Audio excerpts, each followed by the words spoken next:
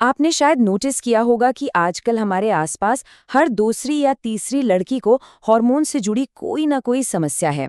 तो इस एक्सप्लेनर में हम एक ऐसे टॉपिक पर बात करने वाले हैं जो चुपके से एक बहुत बड़ा क्राइसिस बन चुका है।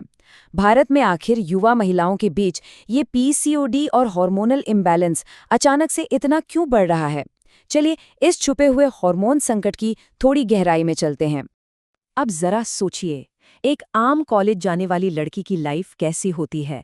थकान, पढ़ाई का भारी स्ट्रेस, फास्ट फूड पर डिपेंड रहना और इन सब के बीच बहुत छोटी उम्र में ही सिवियर एक्ने यानी मुहासे और बाल झड़ने जैसी परेशानियां।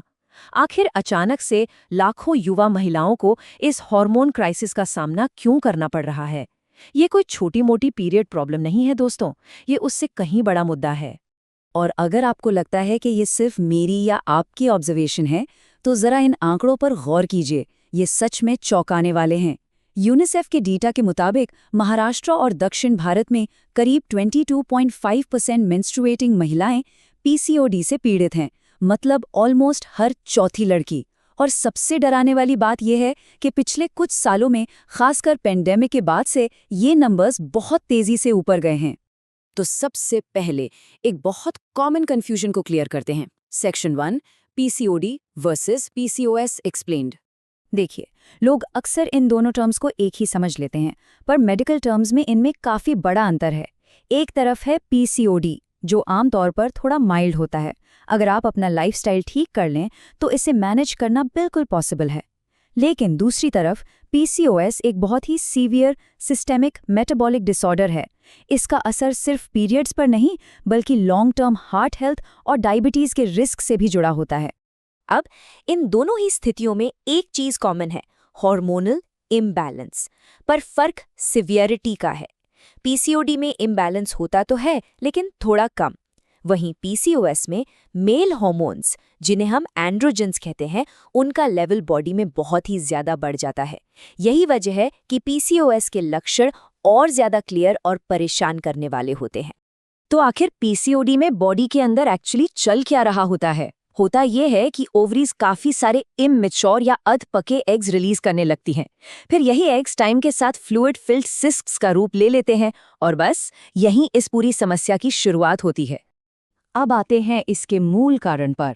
Section 2, the hidden root, metabolism और इंसुलिन। आपको लग रहा होगा कि ये सिर्फ ओवरीज का मसला है, राइट? पर नहीं, असली खेल शुरू होता है मेटाबॉलिज्म से। जब किसी को इंसुलिन रेजिस्टेंस होता है तो बॉडी को फोर्स में आकर एक्स्ट्रा इंसुलिन बनाना पड़ता है। अब ये एक्स्ट्रा इंसुलिन क्या करता है? ये ओवरीज को एक्सेस टेस्टोस्टेरोन, जो एक मेल हार्मोन है, बनाने पर मजबूर करता है। इससे नया एग बनने की प्रोसेस वहीं रुक जाती है और नॉर्मल ओव्यूलेशन बिल्कुल ब्लॉक हो जाता है। ये एक तरह की चेन रिएक्शन है। और यहाँ से शुरू होता है एक बहुत ही विशियस ट्रैप, जिसे हम द इंसुलिन वेट साइकिल कहते हैं। होता क्या है? आप हाई कार्ब, ज्यादा चीनी वाली डाइट लेते हैं, उससे ब्लड शुगर तेजी से शूट करता है। बॉडी इस शुगर को हैंडल करने के लिए फैट जमा करती है।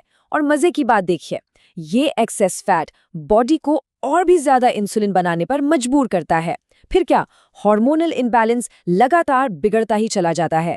ये एक लूप है जिसमें इंसान फंसता जाता है। तो ये इंसुलिन रेजिस्टेंस आ कहां से रहा है? Section 3, modern Indian lifestyle damage. सच कहूं तो हमारी ट्रेडिशनल डाइट और आज के खाने में जमीन आसमान का फर्क आ चुका है। पहले की इंडियन डाइट को ही देख लीजिए, उसमें होल ग्रेन्स, दालें और फर्मेंटेड फूड्स होते थे जो गट हेल्थ को बहुत स्ट्रांग रखते थे। लेकिन आज हम पूरी तरह से अल्ट्रा प्रोसेस्ड फूड्स, मैदा और इंडस्ट्रियल फैट्स पर डिपेंड हो गए हैं। ये चीज़ें हमारे मेटाबॉलिज्म को पूरी तरह से तोड़कर रख देती हैं। आप इस डेली रूटीन को सुनिए और बताइए कि क्या ये रिलेटेबल नहीं लगता? सुबह उठे, जल्दी में ब्रेकफास्ट स्किप कर दिया, फिर दोपहर में लगातार डेस्क पर या लैपटॉप के आगे बैठे हुए हैं, रात को थक हार कर बाहर से कुछ ultra processed fast food order कर लिया, और फिर सोने के बजाय रात के 2 बजे तक फ़ोन पर स्क्रॉलिंग चल रही है। सुनने में ये हमारी नॉर्मल लाइफ लगती है ना, लेकिन हमारे एंडोक्राइन सिस्टम के लिए ये रूटीन लिटरली एक जहर की तरह काम करता है। यही वजह है कि रिसर्च बिल्कुल क्लियर बताती है कि पीसीओडी का रिस्क गांव के मुकाबले शहरों में इतना ज्यादा क्यों है। ये रैपिड अर्बनाइजेशन, घंटों बैठे रहने वाली जॉब्स, पढ़ाई और करियर का भारी दबाव और फिजिकल एक्टिविटी का जीरो हो जाना, ये सब मिलकर एक ऐसी वेस्टर्नाइज्ड लाइफ बनाते हैं जो हमारे हार्मोन्स के लिए डिजास्टर है। डाइट के अलावा और क्या फैक्टर्स हैं? Let's look at section 4, stress, sleep और सोशल मीडिया प्रेशर। तो बात करते हैं स्ट्रेस की। जब आप लगातार क्रॉनिक स्ट्रेस में रहते हैं, चाहे वो एग्जाम्स का हो या फैमिली का, तो बॉडी का HPA एक्सिस एक्टिवेट हो जाता है। इसका सीधा मतलब ये है कि आपकी बॉडी में कॉर्टिजोल नाम का स्ट्रेस हार्मोन बहुत ज़्यादा बढ़ जाता है। अब कॉर्टिजोल जब हाई होगा तो वो नेचुरली आपके रिप्रोडक्टिव हार्मोन्स के आपस के बैलेंस को पूरी तरह हिलाकर रख देगा। और सिर्फ स्ट्रेस ही नहीं, हमारी नींद। देर रात तक स्क्रीन्स के सामने बैठे रहना और सोने जागने का कोई फिक्स टाइम ना होना, ये एक्चुअली हमारे मेटाबॉलिक रेगुलेशंस को बुरी तरह से इम्पेयर करता है। रात के वक्त की ऐसी अजीब लाइट और आधी अधूरी नींद लिटरल एंडोक्राइन डिसरप्टर्स हैं। बॉडी को रिकवर और रीसेट होने का मौका ही नहीं मिलता। और एक फैक्टर जिसे हम इग्नोर कर देते हैं वो है सोशल मीडिया का प्रेशर। वहाँ दिखने वाले अनरियल ब्यूटी स्टैंडर्ड्स की वजह से एक अजीब सा दबाव बनता है। देखा देखी में लड़कियां क्रैश डाइटिंग करने लग जाती हैं या फिर फिटनेस का एक अनहेल्दी जुनून पाल लेती हैं, जिसे ऑर्थोरेक्सिया नर्वोसा कहते हैं।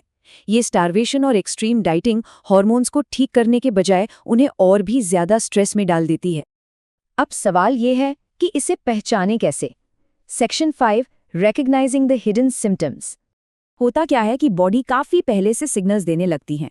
इरेगुलर पीरियड्स, अचानक से काफी वजन बढ़ जाना, पर्सिस्टेंट एक्ने यानी लगातार मुहासे आना या चेहरे पर बाल आना। ये सिर्फ कॉस्मेटिक प्रॉब्लम्स नहीं है दोस्तों।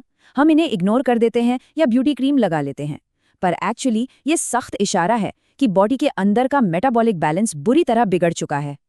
तो इसका सोल्यूशन क्या है? Section 6, reclaiming hormonal health. अक्सर डॉक्टर या लोग सलाह देते हैं कि बस थोड़ा वॉक कर लो या कार्डियो कर लो, ठीक हो जाएगा। लेकिन रिसर्च बताती है कि सिर्फ जेनेरिक कार्डियो काफ़ी नहीं है। अगर इंसुलिन रेजिस्टेंस को सच में रिवर्स करना है तो स्ट्रेंथ और रेजिस्टेंस ट्रेनिंग बहुत ज़रूरी है, क्योंकि आपकी मसल्स ही वो जगह हैं जो उस एक्स्ट्रा ग्लूकोज और इंसुलिन को बेहतर तरीके से हैंडल और एब्जॉर्ब कर सकती हैं। और सबसे अच्छी बात क्या है पता है? पीसीओडी को लाइफस्टाइल चेंजेस के जरिए काफी हद तक मैनेज किया जा सकता है। मेडिसिन्स अपना काम करती हैं, पर मेन काम आपकी कंसिस्टेंसी करती है। अपने पुराने ट्रेडिशनल फूड्स की तरफ वापस लौटकर गट हेल्थ को सुधारना, टाइम पर 8 घंटे की नींद लेना और स्ट्रेस को मैनेज करना। ये कोई जादुई गोली नहीं है, पर यही वो सॉलिड बदलाव हैं जो इस डिसऑर्डर को सच में रिवर्स कर सकते हैं।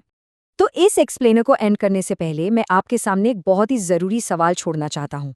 क्या हम अब भी सिर्फ दिखने वाले लक्षणों पर पट्टी बांधने की कोशिश करते रहेंगे, या अब वक्त आ गया है कि उस मॉडर्न लाइफस्टाइल का ही इलाज किया जाए जो इस हार्मोनल क्राइसिस की असली जड़ है? सोचिए इस बारे में। उम्मीद है आज के इस डीप डाइव से आपको इस पूरी पिक्चर को समझने में मदद मिली होगी।